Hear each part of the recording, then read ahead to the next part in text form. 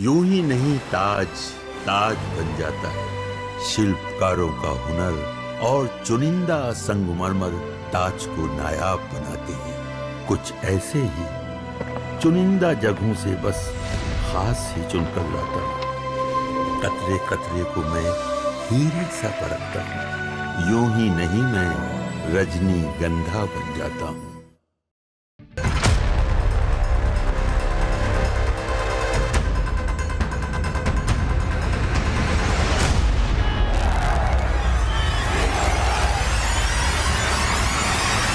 पाकिस्तान की बात हो ही रही है तो आपको यह भी बताऊं कि भारत ने पाकिस्तान के जिन आतंकी ठिकानों को फोड़ा, वहां हाफिज सईद, मसूद अजहर ने नया टेरर कैंप खड़ा कर दिया है क्या? आतंकी अड्डों का रिनोवेशन, नए आतंकियों की भर्ती, मुनीर मसूद अजहर खुद मोदी के हाथों पिटने की तैयारी कर रहे हैं क्या? अब इसका चैप्टर। भारत ने ऑपरेशन सिंदूर में पाकिस्तान के अंदर 9 बड़े आतंकी ठिकाने तबाह किए थे, जिसमें लश्कर तैयबा का मुरीद के हेडक्वार्टर और जैश ए मोहम्मद का बहावलपुर का हेडक्वार्टर ब्रह्मोस मिसाइलों की वजह से खंडर बन गया था। इसके बाद से ही पाकिस्तान के पालतू आतंकवादियों का रोना पीटना मचा हुआ था। आए दिन पाकिस्तान में आतंकवादियों की शोक सभाएं चल रही थी, लेकिन अब लग रहा है कि पाकिस्तान के आतंकी अड्डों पर ऑपरेशन सिंदूर पार्ट 2 करने का वक्त आ चुका है, क्योंकि अब पाकिस्तान के असीम मुनीर ने हाफिज सईद और मसूद अजहर जैसे आतंकी आकाओं के साथ मिलकर आतंक के स्ट्रक्चर को खड़ा करना शुरू कर दिया।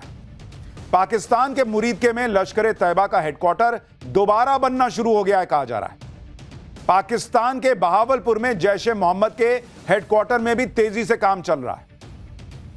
उधर जैश और लश्कर के आतंकी कमांडर पूरे पाकिस्तान में घूम घूम कर आतंकियों की भर्ती की रैली कर रहे हैं।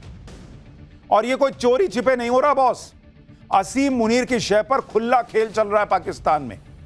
पाकिस्तान में आतंकवादी भारत के हमलों में तबाह आतंकी अड्डों के मलबे पर खड़े होकर वहां चल रहे पुनर्निर्माण कार्य की रिपोर्टिंग कर रहे हैं।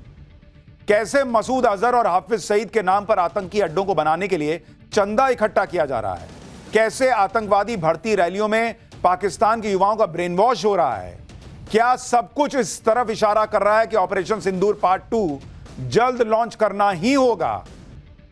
ऑपरेशन सिंदूर में भारत ने पाकिस्तान में मौजूद आतंकी अड्डों को फोड़कर पाकिस्तान को जो सदमा दिया था, उसे आज तक आतंकवादी भूल नहीं पा रहे। आज भी आतंकवादियों की जमातों में इसका मातम चल रहा है।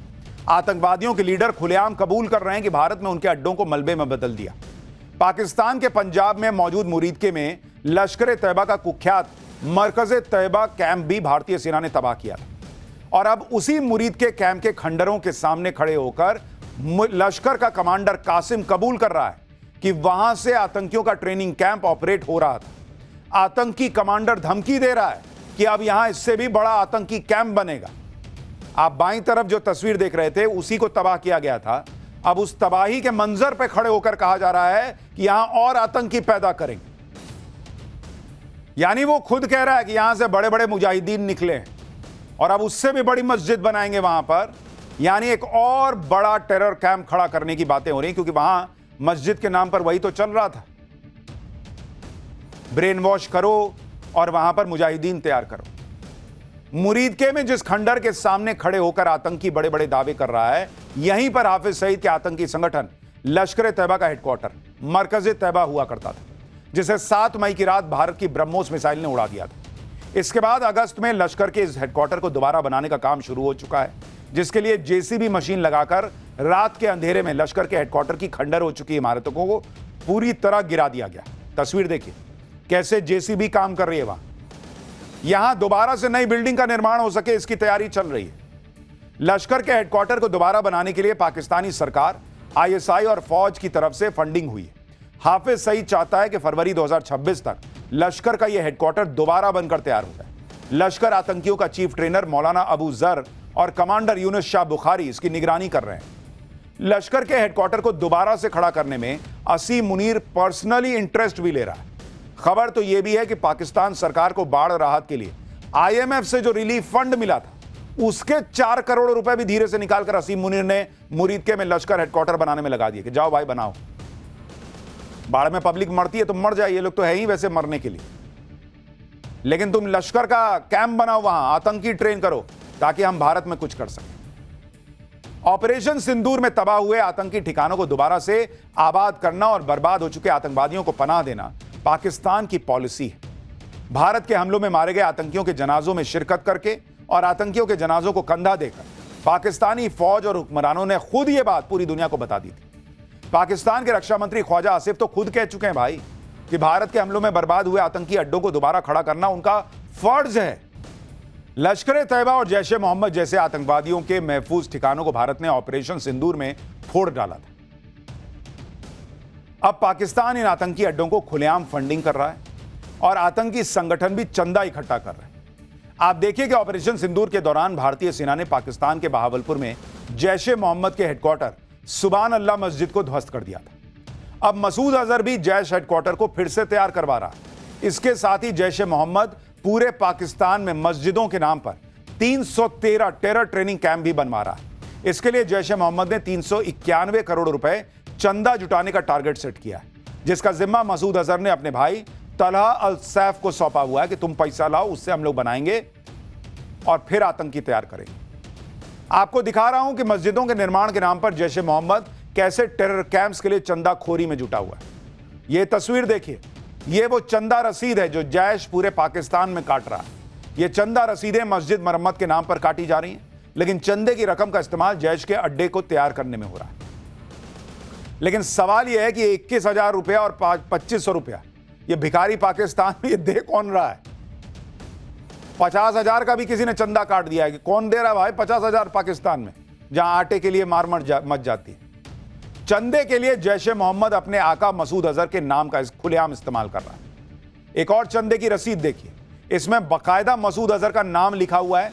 उसे हजरत अमीर अल मुजाहिदीन यानी मजहबी युद्ध का नेता बताया गया है।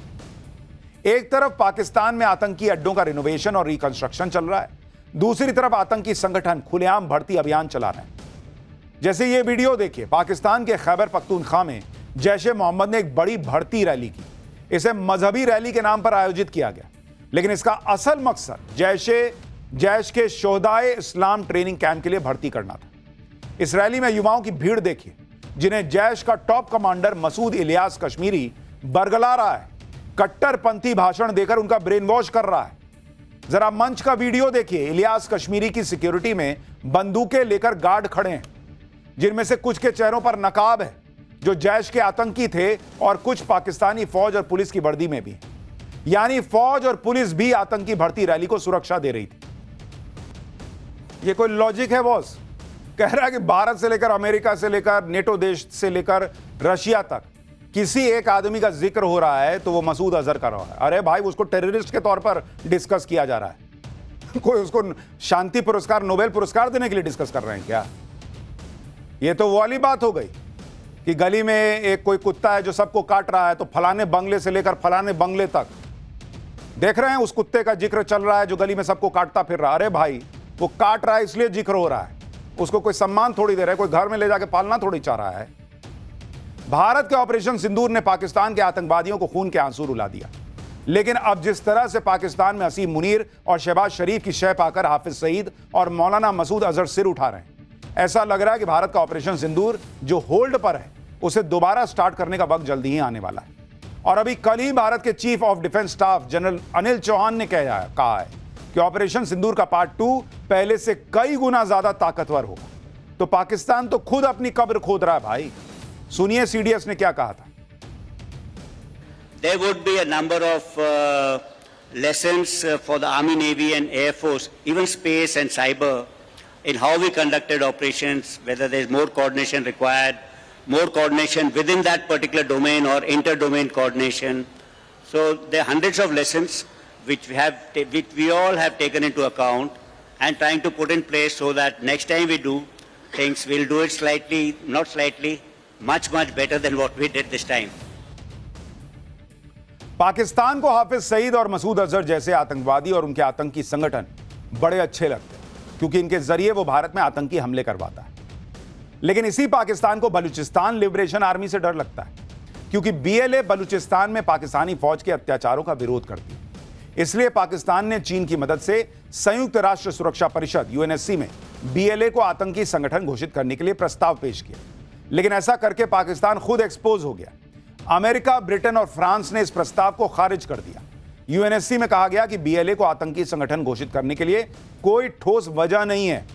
फ्रांस और ब्रिटेन ने कहा कि बीएलए के अलकायदा और आईएसआईएस के साथ संबंध के कोई सबूत नहीं है। यानी यूएनएससी में बीएलए को आतंकी संगठन घोषित करने के लिए पाकिस्तान ने जो तिकड़में लगाई थी वो सारी फेल हो गई। खास यह बात यह है कि जिस अमेरिका ने पाकिस्तान के कहने पर बीएलए को 1 महीना पहले आतंकी संगठन घोषित किया था, उसी अमेरिका ने पाकिस्तान को यूएनएससी में धोखा दे दिया। तो जैसा देश है वैसे उसके दोस्त हैं।